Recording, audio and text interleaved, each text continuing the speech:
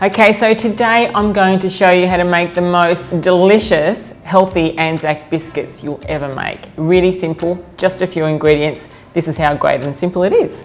So first I'm going to combine 1.5 cups of rolled organic oats. I've got 1.5 cups of coconut and 1 cup of wholemeal spelt flour. Then I'm going to add 1/2 teaspoon of bicarb soda. So the trick is to mix in all your dry ingredients first. So mixing it all in until everything is combined and until the bicarb is mixed all the way through the dry ingredients. There you go. It's got it. Now the wet ingredients. I've got 1/2 cup of beautiful extra virgin olive oil, and you can also use avocado oil, which is really good. And I've got 1/2 cup of maple syrup and just a gorgeous splash of vanilla, but that's not all. You've got 1/4 cup of hot water, and that's just going to help it all combine and become beautiful. So look at this. So I'm going to mix it up.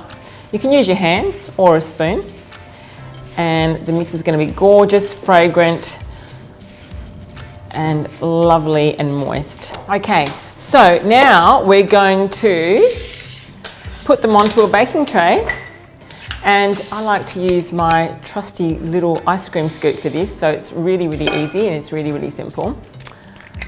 So these will make 24 gorgeous, beautiful Anzac biscuits.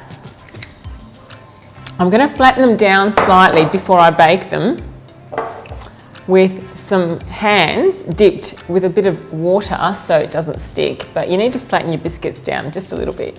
So a moderate oven, 160 degrees, fan forced. So we are going to put them in here for around about 20 minutes.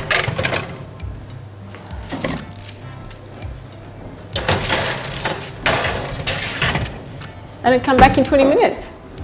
Okay, so the biscuits are ready. I'm going to pull them out of the oven and we'll allow them to cool for just a few minutes before I munch into them.